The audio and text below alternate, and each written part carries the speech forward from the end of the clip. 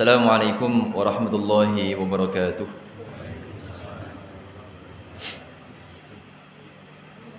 Innal hamdalillah nahmaduhu wa nasta'inuhu wa nastaghfiruh wa na'udzu billahi min shururi anfusina wa min sayyiati a'malina. May yahdihillahu fala mudilla lahu wa may yudlil fala hadiya lahu. Wa asyhadu an la ilaha illallah wahdahu la syarika lahu. Wa asyhadu anna Muhammadan abduhu wa rasuluh. Allahumma salli wa sallim ala nabiyyina Muhammadin wa ala alihi wa ashabihi wa man tabi'ahum bi ihsanin ila yaumiddin. Wa sallama tasliman katsira, amma ba'd. Qala Allah Ta'ala: Ya ayyuhalladzina amanu taqullaha haqqa tuqatih wa la tamutunna illa wa antum muslimun. Fa inna khairal hadithi kitabullah wa khairal hadi hadi Muhammadin sallallahu alaihi wasallam wa syarrul umuri muhdatsatuha wa kullu bid'atin dhalalah. Allahumma 'allimna ma yanfa'una wanfa'na bima 'allamtana wa zidna 'ilman wa tuqa ya arhamar rahimin. Alhamdulillahirabbil alamin, kita bersyukur kepada Allah Subhanahu wa taala yang masih memberikan kepada kita berbagai macam kenikmatan, khususnya nikmat Islam, nikmat iman, yang dengan dua nikmat tersebut kita masih bisa dan masih mau melaksanakan berbagai macam perintah Allah Subhanahu wa taala. Kalau bukan karena petunjuk dari Allah Subhanahu wa taala, kalau bukan karena arahan dari Allah Subhanahu wa taala, maka niscaya pada sore hari ini kita tidak lagi beragama Islam.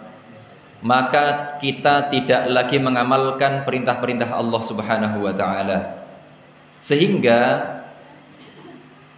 mampunya kita melaksanakan berbagai macam ibadah-ibadah sampai detik ini itu murni pertolongan dari Allah Subhanahu wa taala. Alhamdulillahilladzi hadana li hadza wa ma kunna linahtadiya laula an hadanallah. Wa ma kunna linahtadiya, dan kita tidak akan mendapatkan petunjuk, mendapatkan arahan laula an hadanallah, jika Allah Subhanahu wa taala tidak memberikan kepada kita petunjuk.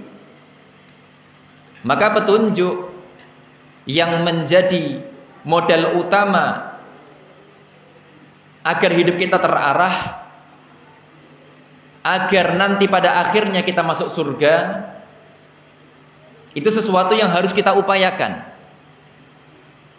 Memang Allah Subhanahu wa taala yang memberikannya, tetapi kita semuanya tanpa terkecuali harus ada upaya untuk menggapainya. Maka hidayah itu dijemput, bukan ditunggu.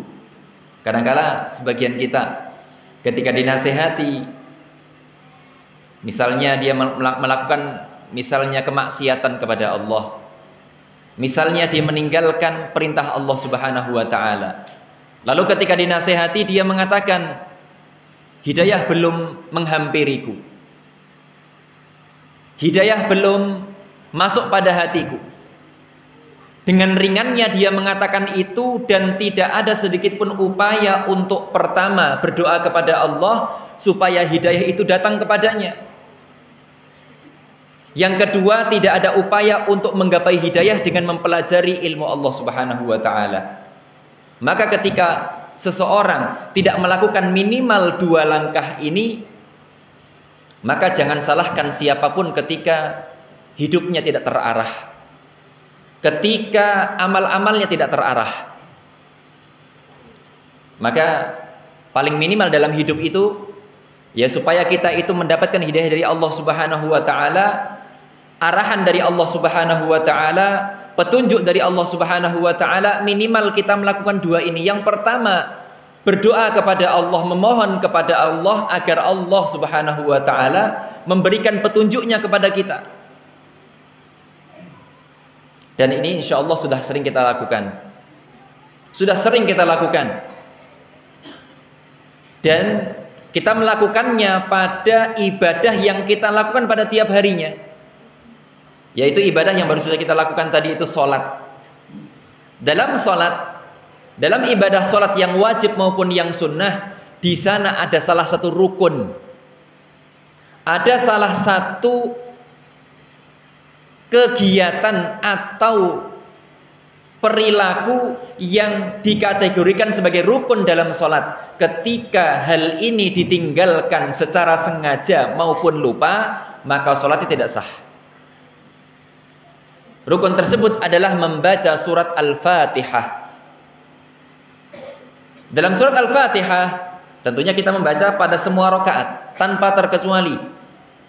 Rakaat awal hingga akhir. Kita membaca surat ini pada tiap rakaat. Dan Nabi SAW menyebutkan dalam hadis yang sahih bahwasanya la salata liman lam yaqra bi Fatihatil Kitab. Tidak sah salatnya seseorang yang tidak membaca di dalamnya Fatihatul Kitab, yaitu surat Al-Fatihah. Dan kalau kita perhatikan dalam surat Al-Fatihah, ini merupakan surat yang agung sekali ya. Kalau kita mau mengupas surat Al-Fatihah, kandungan ilmunya apa, kandungan petunjuk dari Allah itu apa, itu sangat luas sekali, sangat panjang. Bahkan kalau kita mungkin kaji dengan halaqah atau kajian seperti ini membutuhkan waktu bertahun-tahun. Atau mungkin ketika kita atau seseorang berusaha untuk menjelaskan isi kandungan Al-Fatihah dengan menulisnya dalam karangan-karangan, bisa jadi dia akan menuliskan buku yang sangat luar biasa besarnya, berpuluh-puluh jilid. Sebagai contoh saja, Imam Ibnu Qayyim rahimahullahu ta'ala, ini mungkin salah satu ulama yang kita tidak asing mendengar nama beliau. Ibnu Qayyim rahimahullahu ta'ala, Ibnu Qayyim Al-Jauziyah.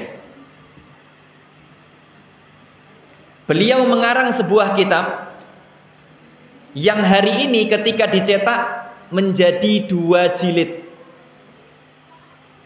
Itu pun jilidnya agak tebal. Berarti kalau kita, mohon maaf, misalnya kalau kita kadarkan dengan setebalnya Quran yang ada di masjid kita, bisa jadi 3 kali lipatnya Al-Quran tebalnya. Buku ini bernama Madarijus Salikin. Buku ini ditulis oleh beliau rahimahullahu ta'ala. Isinya apa? Isinya adalah menjelaskan ayat dalam surat Al-Fatihah yang berbunyi Iyyaka na'budu wa iyyaka nasta'in. Jadi hanya ayat ini saja. Ayat ini beliau kupas, beliau jelaskan kandungannya seperti apa. Akhirnya menjadi 3 jilid. Maka kalau kita mensyarah atau menjelaskan, menafsirkan, mengkaji ayat per ayat dari ayat pertama, Bismillahirrahmanirrahim. Tentunya Bismillah itu termasuk ayat dalam surat Al-Fatihah. Bismillahirrahmanirrahim. Alhamdulillahirabbil alamin. Kandungannya luar biasa luas. Ar-Rahmanirrahim. Maliki yaumiddin. Iyyaka na'budu wa iyyaka nasta'in, dan terus sampai akhir surat. Kalau kita ingin mengupasnya, pasti membutuhkan waktu yang panjang. Dalam surat Al-Fatihah, di sana ada sebuah ayat. Ada sebuah ayat yang mana ayat ini sebenarnya permohonan kita kepada Allah Subhanahu wa taala akan petunjuk atau hidayah. Yaitu ayat yang berbunyi Ihdinas siratal mustaqim. Ihdina. Ihdi dalam bahasa Arab itu adalah kata kerja atau kata perintah, fi'il amr namanya. Jadi kalau kita artikan, ya, berilah kepada kami petunjuk, ihdina. Di sini atau ayat ini Allah Subhanahu wa taala, ya, dengan sengaja mengharuskan hambanya membaca ayat ini, yang mana ayat ini terkandung dalamnya doa Ihdinas siratal mustaqim. Ya Allah, tunjukkanlah kami ke jalan yang lurus, tunjukkanlah kami kepada hidayahmu, kepada petunjukmu. Nah, di sini ini salah satu bentuk atau cara berdoa atau memohon kepada Allah agar diberi hidayah. Maka sebisa mungkin ketika kita membaca Al-Quran, sebisa mungkin ketika kita sholat misalnya membaca Al-Fatihah, ihdinas siratal mustaqim, itu kita serius. Hati kita benar-benar merasa rendah di hadapan Allah Subhanahu wa ta'ala. Hati kita benar-benar mengharap kepada Allah Subhanahu wa ta'ala ijabah dari doa ini. Ihdinas siratal mustaqim. Ini doa, permohonan kita kepada Allah Subhanahu wa ta'ala. Maka hadirkan hati yang khusyuk. Jangan sampai kita membaca doa mengharap kepada Allah Subhanahu wa ta'ala, hati kita lalai. Maka jangan salahkan siapapun ketika kita memohon kepada Allah dengan permohonan yang berulang-ulang. Jika kita memohon kepada Allah tanpa adab, tanpa etika, di antara etikanya adalah menghadirkan hati yang khusyuk, hati yang fokus, menghadirkan rasa mengharap kepada Allah Subhanahu wa ta'ala, menampakkan kepada Allah rasa butuhnya kita kepada Allah Subhanahu wa ta'ala. Itu di antara etikanya. Maka ketika kita memohon kepada Allah hidayah, ihdinas siratal mustaqim, dan kita lalai, maka jangan heran ketika Allah tidak segera memberikan hidayah itu kepada kita. Mengapa? Karena kita tidak serius dalam memohonnya. Ibaratnya ngeten mawon, kita sedang mengurus surat di kelurahan misalnya, atau di kantor manapun. Ketika kita menghadap petugas di kantor kelurahan, atau mungkin kecamatan, atau mungkin levelnya lebih tinggi lagi, dimanapun itu, di lembaga formal, ketika kita memohon untuk di ACC, untuk diridhoi atau disahkan permohonan kita kepada pihak pemerintah, ketika kita memohon dan kita menyodorkan surat itu sambil lalai, dan hati kita lalai, tidak serius, tidak fokus, bahkan mungkin sambil guyon dengan orang di samping kita, maka petugas di depan kita akan marah kepada kita, bahkan akan mengusir kita keluar sana. Mengapa? Ya karena kita menghadap ke atasan memohon sesuatu, tetapi kita bermain-main dan tidak fokus, tidak serius. Untuk urusan dunia saja kita itu etikanya luar biasa. Kadangkala manusia itu ya, untuk urusan dunia, mengegulkan urusan dunia, agar urusan dunia berhasil, itu etikanya semua diperhatikan. Tapi untuk urusan dengan Allah Subhanahu wa ta'ala sering lalai. Maka sudah berapa tahun kita sholat, sudah berapa ribu kali, berapa puluh ribu kali kita membaca Al-Fatihah, di sana ada ayat ihdinas siratal mustaqim, dan hidup kita ini masih belum di atas petunjuk Allah Subhanahu wa ta'ala. Berarti ada yang salah dari kita. Bukan Allah yang salah, tapi kita yang salah, kita yang keliru. Ihdinas siratal mustaqim. Dalam memohon kepada Allah agar diberi hidayah, hendaknya kita serius dan fokus. Ada juga di sana doa-doa lainnya, lafaz-lafaz doa, bacaan-bacaan doa lainnya, yang mana dengan doa ini kita meminta kepada Allah hidayah atau petunjuk. Sebagai contoh, doa yang sering Nabi ucapkan, bahkan Nabi ya tidak pernah lupa akan doa ini. Diriwayatkan oleh sebagian sahabat bahwa di antara doa yang sering Nabi ucapkan adalah Allahumma inni as'alukal huda wat tuqa wal afafa wal ghina. Allahumma inni as'alukal huda wat tuqa wal afafa wal ghina. Ini doa ini sering beliau ucapkan, sering beliau lantunkan. Kalau Nabi Muhammad itu pasti makbul doanya. Beliau doa sekali saja makbul. Lalu mungkin ada yang bertanya, lalu mengapa Rasulullah itu mengulang-ulang doanya? Rasulullah sedang mengajarkan kita, mengajarkan kepada kita bahwasanya dalam doa itu harus ada ilhah, pengulangan. Harus ada usaha untuk mengulang-ulang doa itu. Maka seseorang itu ketika berdoa kepada Allah, dan yang menjadi tujuan utama dia, yang menjadi rohnya adalah upaya doa tersebut dan bukan terwujudnya atau terkabulnya apa yang dia minta, maka dia akan mengulang-ulang doa. Tetapi seseorang yang dalam berdoa itu yang penting terwujud apa yang diminta, yang penting adalah terkabulnya apa yang diminta, maka dia fokus pada terkabulnya doa. Begitu dia berdoa 5 kali, 6 kali, 7 kali dan tidak terkabul, dia kecewa kepada Allah dan mengatakan Allah Ta'ala tidak peduli kepadaku. Padahal cara dia yang salah. Maka doa tadi mari kita sering ucapkan, Allahumma inni as'alukal huda. Ya Allah, aku memohon kepadamu al-huda, petunjuk, wat-tuqa, dan ketakwaan, wal afafa, dan kesucian diri, wal ghina, dan diri atau hati yang merasa cukup, bukan hati yang tamak, bukan hati yang rakus, bukan jiwa yang rakus, tapi hati yang qanaah, hati yang nerimo ing pangdum, hati yang nerima dengan apapun yang Allah takdirkan dan berikan kepadanya. Maka seseorang ketika terwujud pada dirinya 4 yang dia minta tadi, al-huda, petunjuk, wat-tuqa, ketakwaan, al-afaf, kesucian diri, kehormatannya terjaga, kesucian dirinya terjaga, wal ghina, dan kecukupan atau hati maupun jiwa yang cukup, yang merasa cukup. Maka ketika seseorang mendapatkan 4 ini, hidupnya akan diliputi dengan kebahagiaan.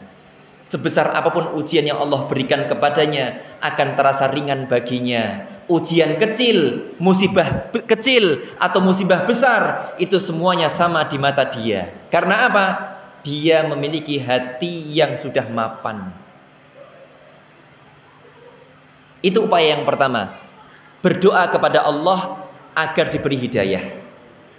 Upaya yang kedua yaitu selain kita berdoa kepada Allah Subhanahu wa taala, memohon hidayah kepadanya, ada upaya lain yang penting juga, yang bahkan upaya ini dilakukan oleh para sahabat radhiyallahu anhum ajma'in. Sahabat, ya kita jangan pernah membandingkan diri kita dengan sahabat, jauh sekali. Jangankan sahabat dengan kita, sahabat dengan tabi'in saja jauh. Nabi sudah memberikan penjelasan, khairun nasi qarni, thumma alladhina yalunahum, thumma alladhina yalunahum. Sebaik-baik manusia adalah orang yang hidup di zamanku, yaitu sahabat. Nabi langsung yang mengatakannya, dan Nabi tidak mungkin dusta. Nabi ketika berbicara, apa sandarannya? Wahyu, wa ma yantiqu 'anil hawa in huwa illa wahyu yuha. Tidaklah Nabi Muhammad itu ketika berbicara dasarnya hawa nafsu, tidak. In huwa illa wahyu yuha. Tidaklah apa yang beliau sampaikan melainkan wahyu yang Allah wahyukan kepadanya. Nabi mengatakan sebaik-baik manusia adalah qarni, orang-orang yang hidup di zamanku, tsummal ladzina yalunahum, kemudian orang-orang yang hidup setelah mereka yaitu tabi'in, tsummal ladzina yalunahum, kemudian tabi'ut tabi'in. Sahabat dengan tabi'in itu sudah berbeda secara derajat dan kedudukan dan keutamaan, apalagi kita. Sahabat radhiyallahu anhum mencontohkan kepada kita. Bahkan kalau kita bicara sahabat lebih rinci lagi. Sahabat, kalau kita bicara tentang para sahabat radhiyallahu anhum, bisa secara umum, bisa juga secara khusus. Kalau kita membicarakan secara umum, jelas para sahabat radhiyallahu anhum ajma'in, mereka mencontohkan kepada generasi setelahnya tentang bagaimana upaya seseorang untuk menggapai hidayah dari Allah Subhanahu wa taala. Selain dengan doa, ada upaya lain yang penting, yaitu mempelajari sumber hidayah. Napa niku Pak sumber hidayah? Al-Qur'an dan Sunnah. Jadi kalau kita ingin mendapat di mana sumber hidayah, kalau kita ingin mengetahui di manakah sumber petunjuknya Allah Subhanahu wa taala, ya Al-Qur'an. Al-Qur'an yang sudah sering kita dengar, Al-Quran yang sudah sering kita baca, Al-Quran yang dihafalkan oleh sebagian orang-orang yang menghafal Al-Quran, Al-Quran yang mungkin dikaji pada sebagian halaqah-halaqah atau kajian-kajian. itu ternyata merupakan sumber petunjuk dari Allah Subhanahu wa taala. Allah sudah menitipkan petunjuknya dalam Al-Qur'an, yang mana Quran merupakan firman Allah Subhanahu wa taala.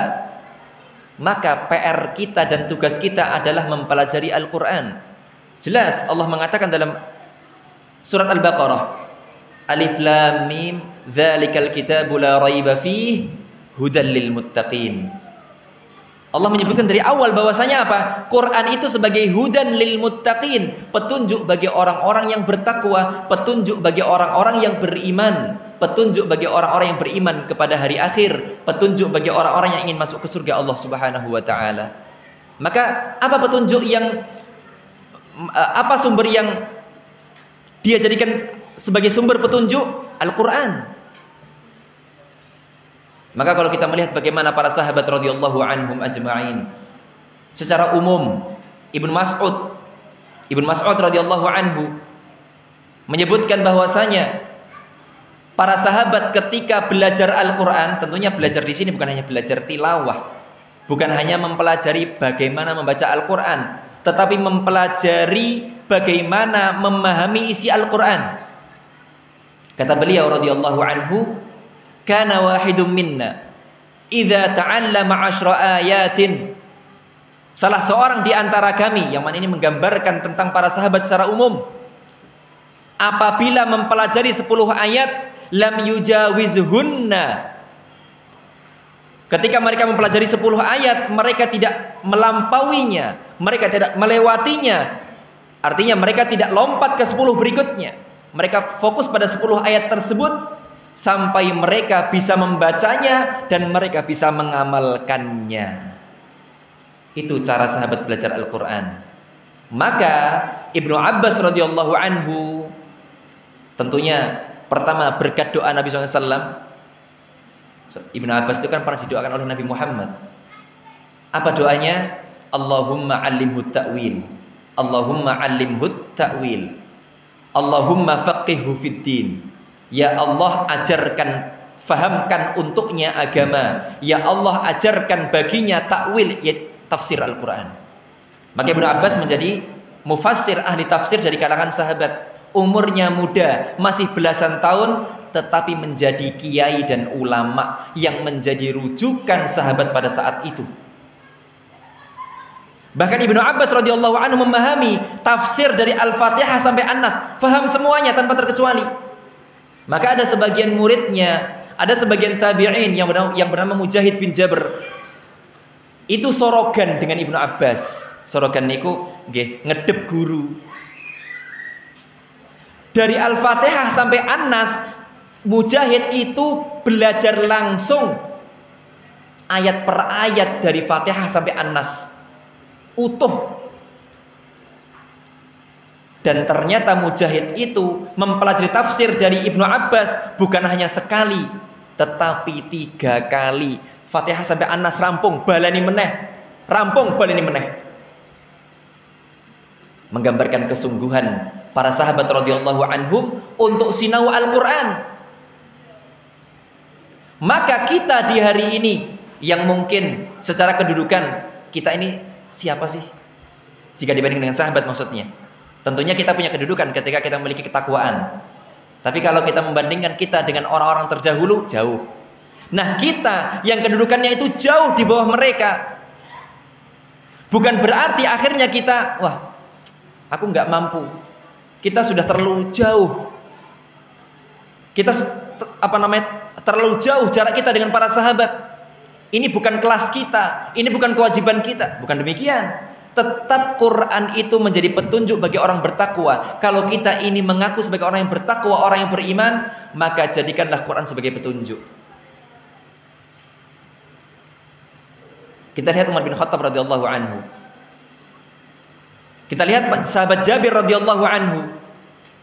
Kita lihat misalnya imam-imam setelah mereka, Ahmad bin Hanbal rahimahullahu taala, dan para ulama-ulama lainnya yang mungkin tidak disebutkan satu persatu dalam sejarah, yang walaupun sebenarnya ketika kita membaca buku-buku sejarah, membaca riwayat-riwayat, kita akan mendapati bagaimana kesungguhan para sahabat, kesungguhan para tabi'in, kesungguhan para ulama-ulama terdahulu dalam mempelajari ilmu agama. Karena mempelajari ilmu agama merupakan satu dari dua cara untuk menggapai hidayah dari Allah Subhanahu wa taala. Maka sahabat Jabir bin Abdullah melakukan perjalanan dari Madinah ke Mesir. Saat itu belum ada kendaraan bermotor. Saat itu seseorang ketika hendak berpergian hanya menggunakan satu dari dua sarana. Pertama, kakinya sendiri, yang kedua, kaki hewan tunggangan. Udah itu saja. Sahabat Jabir bin Abdullah radhiyallahu anhu melakukan perjalanan dari Madinah ke Mesir untuk talaki, untuk mengambil ilmu dari sahabat yang lain. Dan riwayat menyebutkan bahwa perjalanannya 1 bulan. Itu baru berangkatnya, belum baliknya.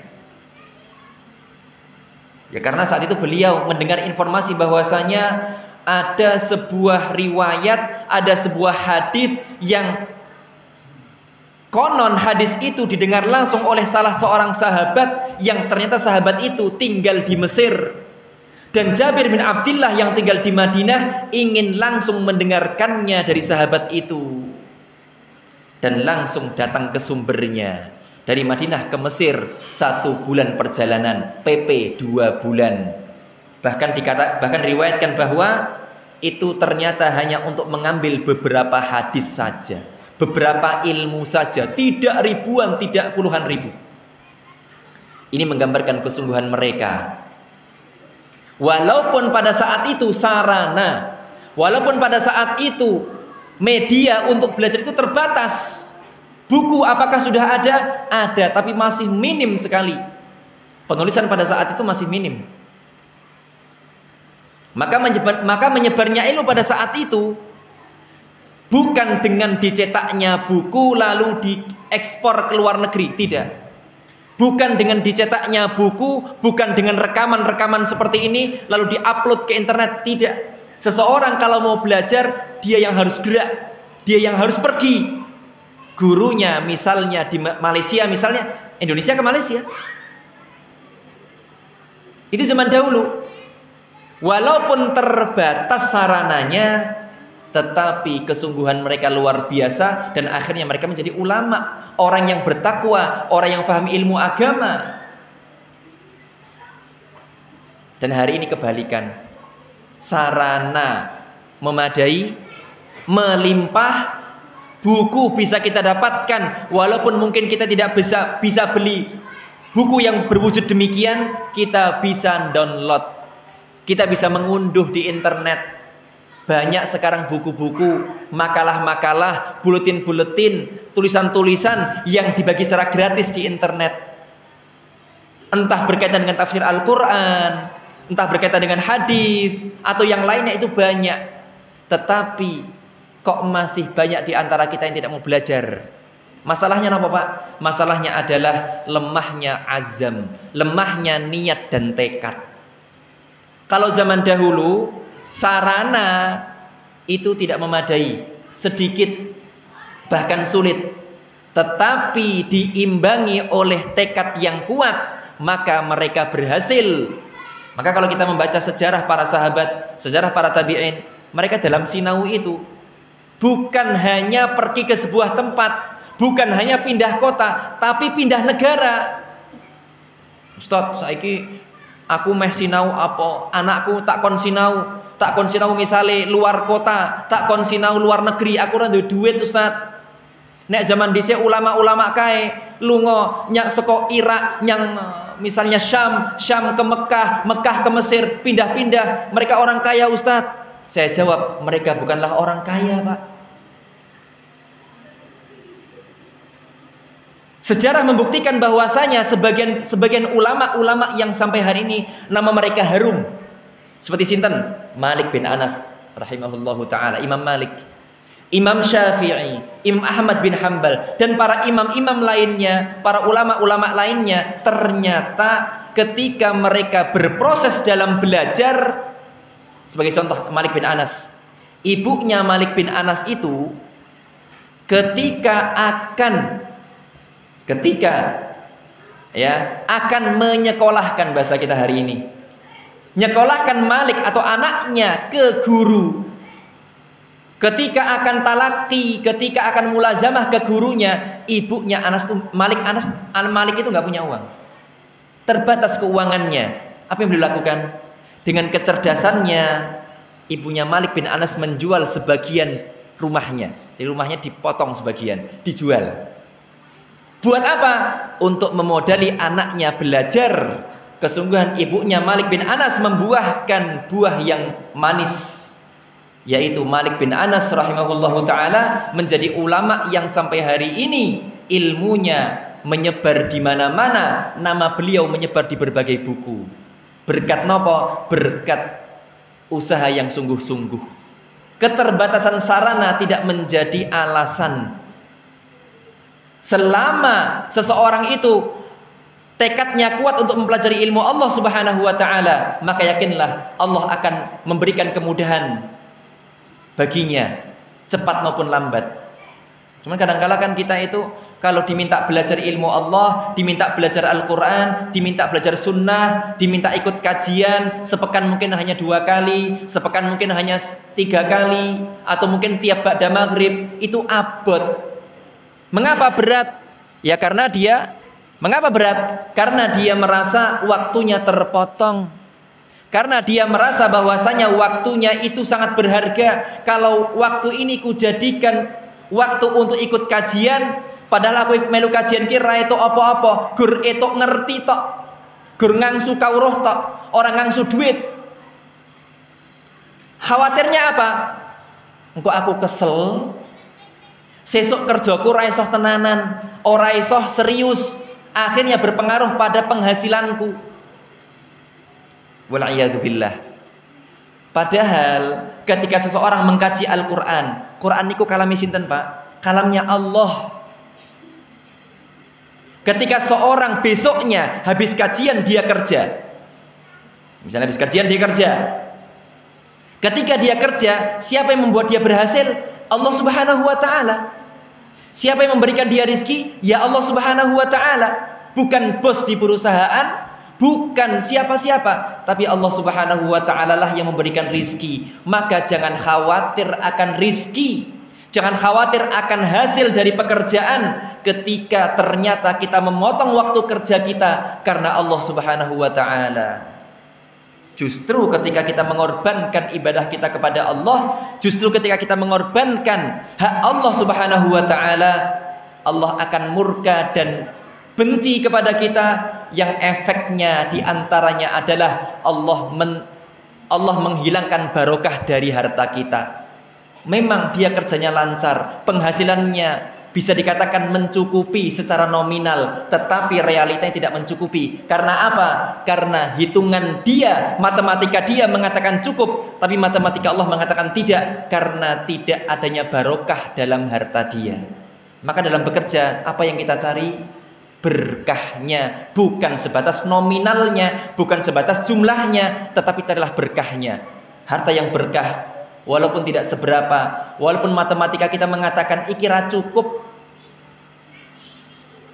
habis panen atau habis gajian yang mungkin karyawan, kemudian dia menghitung, wah ikira cukup iki, nek dihitung-hitung, hitung karo bojone ning omah, Pak pinten gajine jenengan sakniki angsal pinten Pak?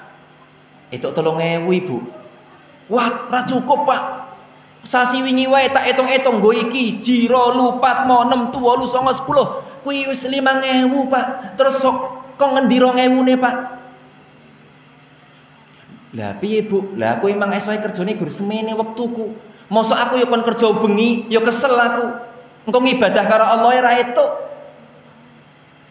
Ya wis Pak, sing pokoke sing waktu zuhur asar kuwi engko zuhur jamakan karo asar wae. Ben enek ekstra wektu. Lah kowe iki zuhur dadak mbok tutup warungmu kok. Zuhur ki wektune wong do golek mangan. Malah mbok tutup warungmu ya kelangan pelanggan kowe. Jamakan wae insyaallah ra apa-apa Pak dijamak karo asar. Waliyadzubillah. akhirnya hak Allah diundur, haknya Allah diakhirkan, memang akhirnya dia mendapatkan 5 juta sebulan, tetapi tidak barokah karena dia mengorbankan hak Allah Subhanahu wa taala. Maka sejatinya apapun yang kita miliki, apapun yang kita dapat, kita upayakan agar berkah, agar Allah Subhanahu wa taala membarokahinya, memberikan padanya berkah. Itulah konsep Al-Qur'an tentang harta. Yang kita cari bukanlah jumlah, tetapi kita mengupayakan bagaimana agar apa yang kita dapatkan itu Allah berkahi sehingga bisa dikatakan mencukupi apa yang kita butuhkan. Kalau kita bicara apa yang kita inginkan, saya katakan tidak akan pernah cukup. Ya. Jadi kadang-kala kita perlu menjelaskan kepada anak kita, Pak. Ya, ini saya bukan ngajari, barangkali jenengan jangan sampun nih.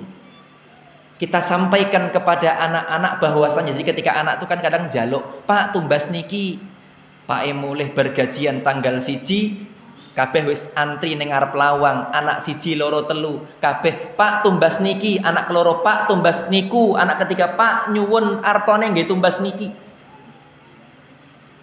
Itu merupakan momen yang tepat bagi orang tua untuk mengajarkan konsep dalam mengeluarkan harta, dalam menggunakan harta. Napa niku? Kita harus memahamkan mereka tentang apa itu kebutuhan dan apa itu keinginan. Kebutuhan itu nggak bisa kita pending, harus. Kalau keinginan itu sifatnya bukan primer tapi sekunder. Ya mungkin dalam istilahnya seperti itu ya. Ada primer, ada sekunder. Kalau primer memang tidak bisa kita undur, tidak bisa kita pending. Tapi kalau sekunder kita fahamkan, do le duite nggo iki sik wae ya. Iki kebutuhan primer le. Kita fahamkan supaya apa? Sejak kecil, sejak mereka usia dini, mereka faham akan konsep itu. Insya Allah pelan-pelan mereka nanti akan faham. Oh, aku njaluk duit bapakku, yen aku ora dikai alasane memang gue kebutuhan ya wis. Dia bisa menerima. Ya ini mungkin nanti masuk dalam masuk dalam bagaimana mengonsep keuangan keluarga. Tapi intinya adalah kita kembali ke tema kita, bahwasanya petunjuk dari Allah Subhanahu wa taala akan sampai kepada kita ketika kita mempelajarinya. Quran yang merupakan sumber petunjuk, merupakan petunjuk dari Allah Subhanahu wa taala untuk manusia, untuk orang yang beriman, maka orang beriman wajib untuk mempelajarinya.